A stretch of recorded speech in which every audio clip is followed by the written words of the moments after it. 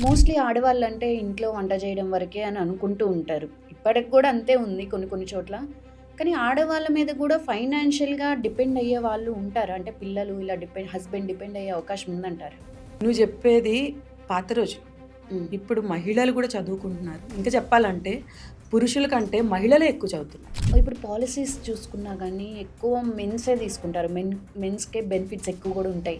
ఆడవాళ్ళకి కూడా ఆడవాళ్ళ చేతిలో కూడా కొంచెం అమౌంట్ అయితే ఉంటది. చిన్న చిన్న అమౌంట్స్ ఒక రూ. 1000, 2000 అట్లా దాచుకుంటూ ఉంటారు. ఆ అమౌంట్ తీసుకెళ్ళి ఏదైనా పాలిసీస్‌లో పెట్టుకుంటే వాళ్ళకి రిటర్న్స్ మంచిగొచ్చేవి ఏమైనా ఉన్నాయంటారా? ఉన్నాయండి. సో లేడీస్ కానీ పాలసీస్ తీసుకున్నట్టయితే ప్రీమియం జెంట్స్తో కంపేర్ చేస్తే హ్మ్. 12-15% తక్కువ పడుతుంది.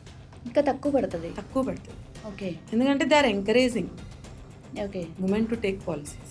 ఈ పాలిసీస్ మనకి మంత్లీ పే చేసుకోవాల్సి వస్తదా? డైలీ పే ఇట్ చేసుకోవచ్చా? డిపెండ్స్ అమ్మా. Monthly, quarterly, half yearly, annual. Hmm. నువ్వు తీసుకునే పాలసీని బట్టి హ్మ్.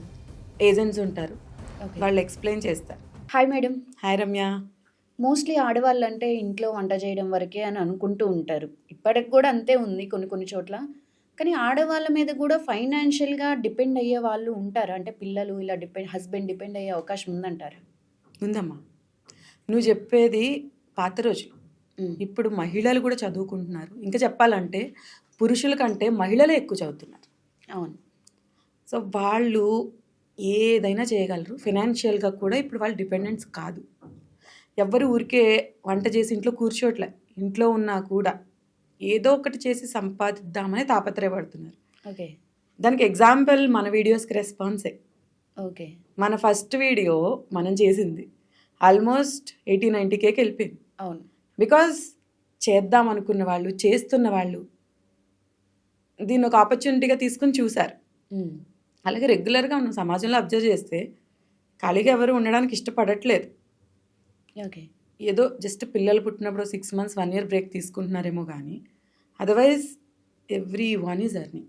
యెస్. ఇప్పుడు పాలిసీస్ చూసుకున్నా గానీ ఎక్కువ మెన్సే తీసుకుంటారు. మెన్స్‌కే బెనిఫిట్స్ ఎక్కువ కూడా ఉంటాయి. ఆడవాళ్ళకి కూడా ఆడవాళ్ళ చేతిలో కూడా కొంచెం అమౌంట్ అయితే ఉంటది. చిన్న చిన్న అమౌంట్స్ ఒక రూ. 1000, 2000 అట్లా దాచుకుంటూ ఉంటారు. ఆ అమౌంట్ తీసుకెళ్ళి ఏదైనా పాలిసీస్‌లో పెట్టుకుంటే వాళ్ళకి రిటర్న్స్ మంచిగొచ్చేవి ఏమైనా ఉన్నాయంటారా? ఉన్నాయండి. సో లేడీస్ కానీ పాలసీస్ తీసుకున్నట్టయితే ప్రీమియం జెంట్స్తో కంపేర్ చేస్తే హ్మ్. 12-15% తక్కువ పడుతుంది. ఇంకా తక్కువ పడతది. తక్కువ పడుతుంది ఓకే. ఎందుకంటే they are encouraging okay. Women to take policies. కానీ అవేర్‌నెస్ అయితే ఇంకా రావట్లేదు అనుకుంటా కదా మేడం? యా, రావట్లేదు. అది తీసుకురావడానికే ఉమెన్కి తక్కువ పెడుతున్నారు. ఓకే. సో ఈవెన్ కొన్ని పాలసీస్ అయితే హౌస్ వైఫ్ అయినా కూడా ఇస్తున్నారు. హుహు. అంటే ఇన్‌కమ్ సోర్స్ ఏమీ ఏం లేకపోయినా హస్బెండ్కి ఉంటుంది కదా. ఓకే. సో అప్పుడు అది దే ఆర్ ఎంకరేజింగ్ అనమాట. ఒకవేళ ఆ మహిళ కానీ ప్రజెన్స్ మిస్ అయితే అది హెల్ప్ అవుతుంది కదా ఫ్యామిలీకి. అవును. So maximum all policies if you observe వాళ్ళు ఎంకరేజ్ చేస్తున్నారు తీసుకోమని. ఇంకా ఇది అలవాటు పడిన తర్వాత తీసేస్తారు. ఇంతకుముందు ఇన్కమ్ ట్యాక్స్ కూడా అలాగే ఉండేది. ఓకే. లేడీస్కి రిబేట్స్ ఇచ్చేవారు. హ్మ్. ఇప్పుడు లేడీ జెంట్స్ తేడా ఏం లేదు. మనమే ఉమెన్ ఎంపవర్మెంట్ అంటున్నాం కదా. Yes. So we are giving equal అని చెప్పేసి ఆ రిబేట్స్ తీసేశారు ఇప్పుడు. ఓకే. అలా ఇప్పుడు పాలసీస్లో కూడా లేడీస్కి తక్కువ. లేడీస్‌కి తక్కువ. అంటే ఈ పాలిసీస్ మనకి మంత్లీ పే చేసుకోవాల్సి వస్తదా? డైలీ పే ఇట్ చేసుకోవచ్చా? డిపెండ్స్ అమ్మా. Monthly, quarterly, half yearly, annually. హ్మ్. నువ్వు తీసుకునే పాలసీని బట్టి హ్మ్. ఏజెంట్స్ ఉంటారు, ఓకే. వాళ్ళు ఎక్స్ప్లెయిన్ చేస్తారు. ఓకే. దాంట్లో బెస్ట్ పాలసీ ఏదైతే అది తీసుకోవచ్చు. రిటర్న్స్ కూడా బావుంటాయి అంటారా? బాగుంటాయి. హ్మ్. అంటే నీకు ఇన్సూరెన్స్ ఎప్పుడైనా రిస్క్ జరిగితే, రిస్క్ జరగలేదనుకో మనం పెట్టిన దానికి డోకా ఉండదు. హ్మ్. And again will get some benefit. Okay. So ప్రతి ఒక్కళ్ళు ఇన్సూరెన్స్ తీసుకోవడం మంచిదే. రిస్క్ ఎప్పుడు జరుగుతుందో తెలియదు కదమ్మా. అవును. జరిగినప్పుడు ఫ్యామిలీలో ఆ పర్సన్ మిస్ అయ్యారు. ఫిజికల్ ప్రెజెన్స్ మనం ఎలాగో తీసుకురాలేం, యెస్. కానీ ఆ వచ్చే అమౌంట్ ఆ ఫ్యామిలీని ఆదుకుంటుంది.